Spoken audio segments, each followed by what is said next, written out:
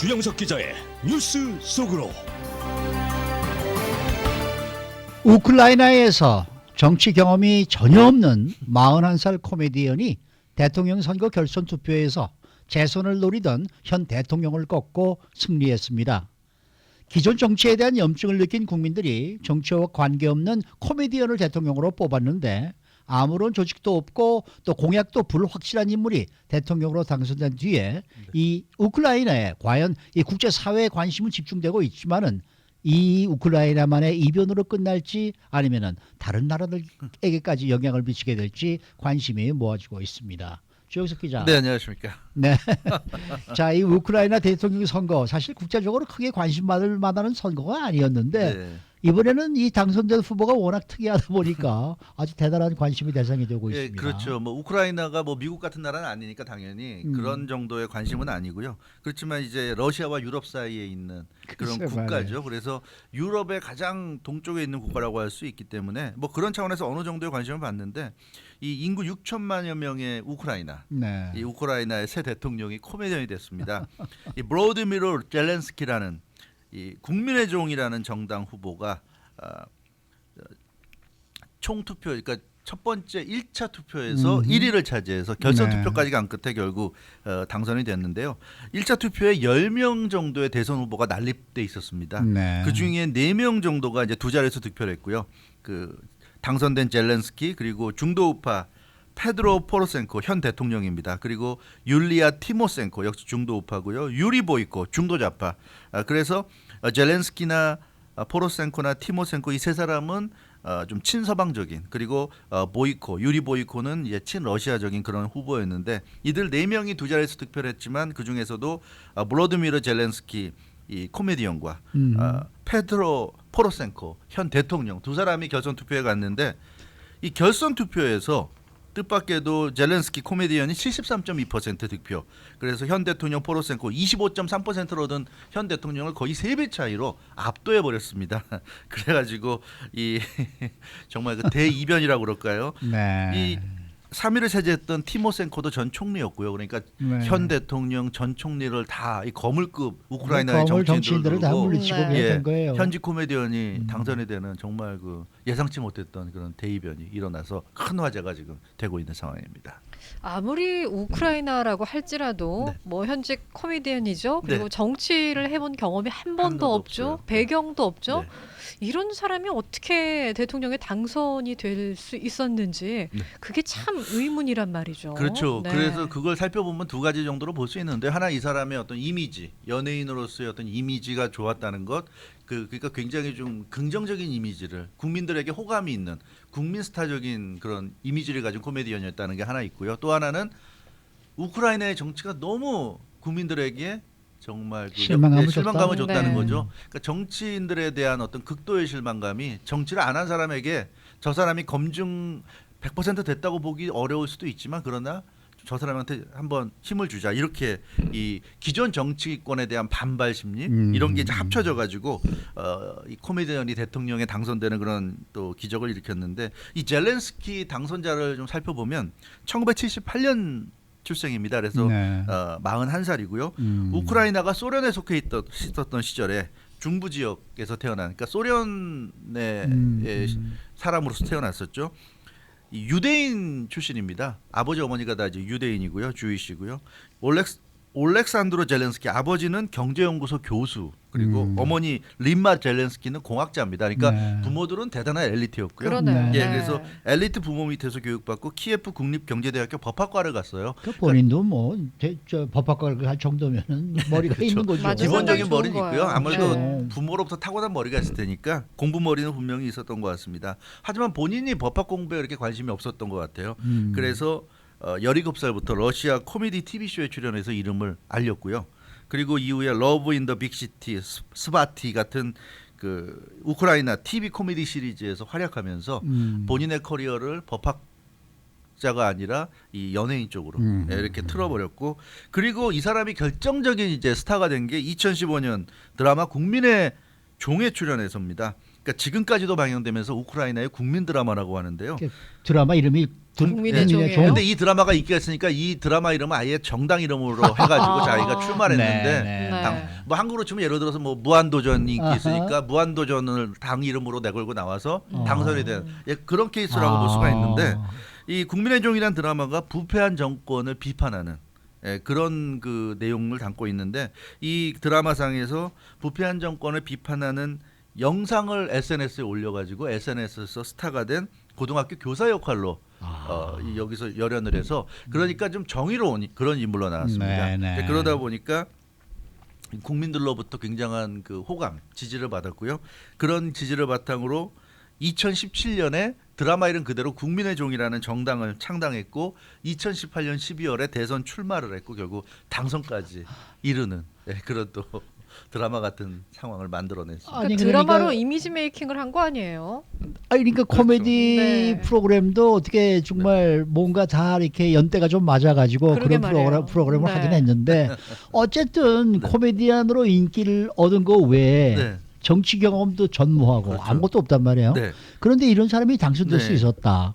무조건 유명 코미디언이라고 해서 뽑아주지는 않을 거 아니에요. 않을 거죠. 네. 네. 그래서 이 앞서 말씀드렸던 대로 이 우크라이나의 정치 현실에 우리가 좀 살펴볼 필요가 있는데요. 이 몇 가지 요인이 있습니다. 우크라이나의 경제 현실이 정말 암울하고요. 여기에 더해서 현 집권 세력의 부패가 좀 심했고요. 그러니까 이런 것과 맞물려서 정치 신인의 돌풍이 가능했었다는 것. 그러니까 이번 대통령 선거에서 이번에 당선된 젤렌스키 코미디언이 가장 돋보이는 정치 신인이었다 이렇게 볼 수 있겠고 네. 이 사람 외에 이 사람과 비슷한 그런 어떤 지지를 받을 만한 정치 신인이 없었다는 것도 정치 신인을 갈구하는 사람들의 표를 이 사람이 다 받을 수 있는 그런 여건이 됐던 것 같습니다.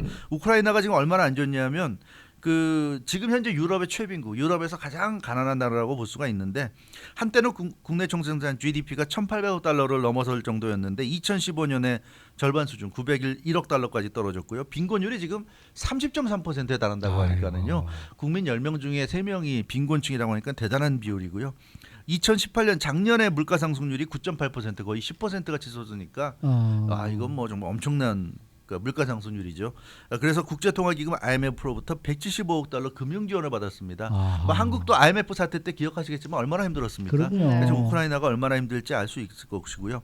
경제가 여전히 나아질 기미를 보이지 않고 있고 그런데 우크라이나 상황을 보면 소수 재벌들이 경제를 거의 과점하고 있는 독과점하고 있는 이제 그런 상황. 그래서 이 소수 재벌들을 중심으로 해서 정치권이 소수 재벌들과 결탁해서 이런 그 극소수의 사람들이 부정부패 저지르면서 부를 독점하는 이제 이런 상황이 되니까 정말 그 기존 정치권에 대한 불신이 극에 달해서 결국은 정치 신인을 이제 선택을 했는데 이 사실은 2014년 러시아가 크림반도를 병합하기 전까지는 우크라이나가 그렇게 나쁘진 않았습니다. 근데 이제 크림반도를 뺏기면서 그리고 동부 지역에서 친러시아 또 우크라이나 정부군 사이에 분쟁이 계속되면서 2014년 이후에 급격히 내리막을 경제가 이제 타면서 지금 우크라이나가 아주 안 좋은 상황인데요.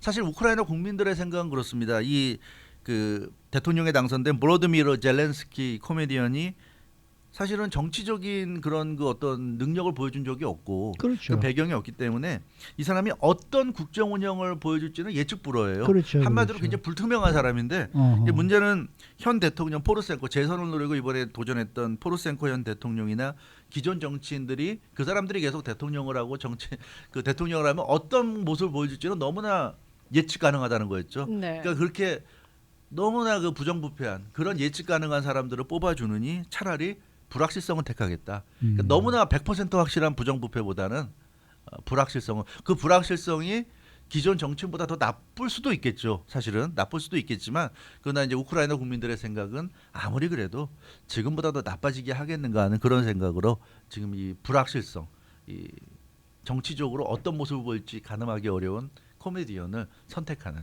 그런 이제 결정을 내렸다 이렇게 네. 볼 수가 있겠습니다. 근데 정치 신인이다, 이 사람이 코미디언이다, 네. 이런 배경은 좀 차치하고서라도 네. 지금 좀 문제가 되고 있는 네. 게 뭐냐면 이 젤렌스키 당선자 뒤에 네. 뒤를 봐주는 누군가가 있다. 그렇죠. 이런 의혹이 자꾸 불거져서 아닙니까? 그렇죠. 네. 아무리 국민적인 인기가 있다고 하고 그렇다 하더라도 이미지가 좋고 호감이라고 하더라도 순수하게 그런 것만 가지고 사실 그 대통령 선거 뛰어들어서 당선까지 된다는 거는 정말 쉬운 일이 아니거든요. 이제 그렇기 때문에 이 사람이 도대체 어떻게 당선까지 됐을까? 근데 그 뒤에는 무언가가 있다는 거죠. 그래서 정치적으로 완전 초짜 신인임에도 불구하고 이렇게 당선된 배경에는 거대한 금융 재벌이 버티고 있다는 좀 이런 얘기가 나오고 있습니다. 그래서 이것도 또 음모론이 나오는 겁니까? 음모론은 아니고 이건 거의 뭐 사실인 것 같아요. 어허. 그 현재 이스라엘에 망명 중인 우크라이나 금융 재벌 이고르 콜로모이스키라는 사람이 있습니다. 네. 이 사람이 그 이번에 당선된 젤렌스키의 출마부터 모든 것을 다 기획해서 당선까지 시킨 실세다 하는 그런 얘기가 있어요. 지금 이 콜로모이스키는 우크라이나 최대 은행이라고 하는 프리바트 방크를 소유한 금융재벌입니다. 그런데 포로셴코 현 대통령이 재임하고 있는 시절에 이 사람의 은행을 국유화해 버렸습니다. 뺏어 버렸어요. 국가가 네. 뺏어가지고 국유화해 버렸고 이 사람은 자기가 소유했던 우크라이나 최대 은행을 빼앗기는 뺏겼군요. 잃어버렸어요. 그래서 굉장히 그 현 대통령 포로셴코의 아주 이 원한이 깊고요. 이 포로셴코 대통령을 재선되는 것은 막아야 되겠다. 이런 생각을 했고 그래서 이 이미지가 좋은 그 지금 우크라이나에서 가장 문제가 기존 정치인들이 워낙 부정부패하고 이미지가 안 좋기 때문에 누가 나오더라도 기존 정치인 가지고는 힘들다는 생각을 했기 때문에 아예 코미디언이자 이미지가 좋은 젤렌스키를 택했고 이 사람이 2008년 그 12월에 대선 출마했다고 그랬는데 그 당시 네. 대선 출마할 때 콜롬보이스키가 소유한 TV를 통해서 대선 출마 발표했습니다. 그래서 이 사람이 대선 출마부터 모든 게 다 이 콜롬보이스키 금융재벌의 철저한 어떤 그 계획 속에 이루어졌다는 것이 지금 정설로 나오고 있고요. 정경유착이네요. 활동하기도 전부터. 네. 그렇기 때문에 정치 경험도 전혀 없고 아무런 지지 기반도 없는 사람이 이렇게 당선될 수 있다는 것은 역시 콜롬보이스키라는 우크라이나 최대 재벌의 어떤 후원을 받았기 때문에 가능하다는 얘기고요. 그래서 이 사람이 이 젤렌스키가 정치 경험이 없는 건 그렇다 치더라도 어차피 정치 경험이 있어봐야 안 좋은 일밖에 안 했을 테니까 부정부패가 만연한 곳에서 근데 없는 거는 뭐 나쁘지 않다 치더라도 문제는 이 사람이 순수하게 정치에 대한 어떤 열망이 강해서 열심히 자기의 정책을 개발하고 공약을 내걸고 이런 것이 아니라 지금 보면 정책이나 공약도 상당히 좀 뭐라 그럴까 이 좀 어설픈 게 많다고 그래요. 네, 그렇기 때문에 이 콜롬보이스키의 지원을 받고 나왔는데 뜻밖의 이제 당선이 된 이런 케이스여서 앞으로 이 콜롬보이스키라는 금융재벌의 꼭두각시 노릇을 하는 것이 아닌가. 아하. 나이도 지금 뭐 41살밖에 안 됐고 그래서 지금 그런 우려가 있고 사실 그 지금 우크라이나의 현 대통령 포로셴코 대통령도 제과기업 로센의 성공, 제과기업 로센을 또 우크라이나의 아주 큰 기업으로 키워내면서 그것을 바탕으로 대통령이 됐습니다. 이게 아마 전 세계에서 3위 안에 드는 참, 기업일 그렇죠. 거예요. 제과업체로서는. 굉장히 큰 네. 제과업체죠. 그래서 그 제과업체 성공을 바탕으로 대통령까지 됐기 때문에 우크라이나에서는 이렇게 이 재벌들이 이 영향을 미치는 그런 이 상황이라고 하고 있으니까 다만 이제 차이점이라면 그 콜로모이스키는 본인이 나선 게 아니라 좀 참신해 보이는 사람을 앞에 내세웠고 본인은 이제 뒤에 숨었다는 이제 그런 차이점이 되겠는데요. 그러나 뒤에 콜롬보이스키가 이제 버티고 있다는 게 대체적인 이제 분석이기 때문에 결국 본인은 재벌이 아니지만 범재벌 대통령이 아니냐는 그런 지금 이제 얘기도 나오고 있습니다. 뭐 그렇지만 아직 시작도 안 한 상황에서 뭐 꼭두각시다 하는 것은 좀 그렇죠. 지나친 말일 수도 있고 좀 이제 지켜봐야 되겠죠. 되겠는데 네. 이 우크라이나가 보여주는 이런 식의 정치라는 게 사실 우크라이나만의 뭐 모습이라기보다는 좀 전 세계가 우크라이나를 지켜보고 있는데 이게 다른 나라들에서도 얼마든지 나타날 수 있는 현상이에요. 그럼요. 그러니까 본인이 직접 대통령 하기에 이미지가 너무 안 좋다거나 내지는 본인이 직접 대통령까지 하기는 싫은 사람도 많을 거예요.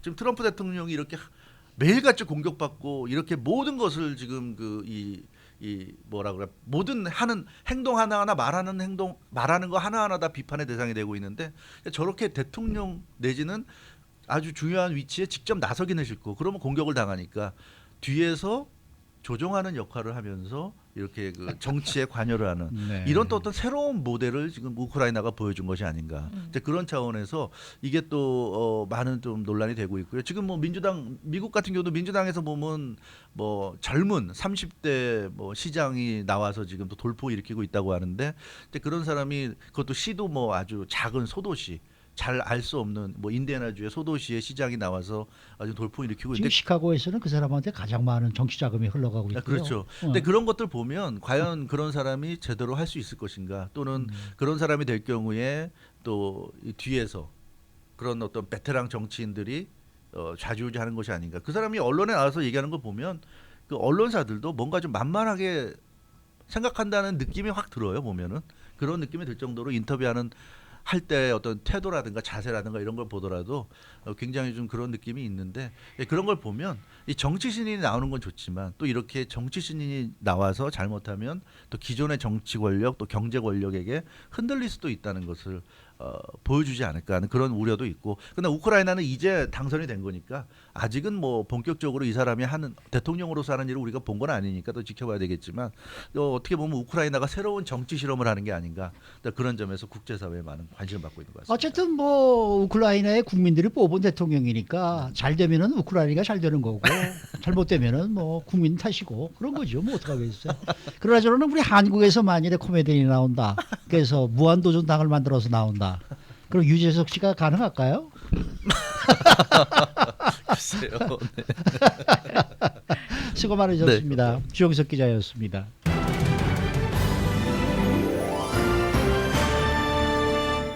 라디오 코리아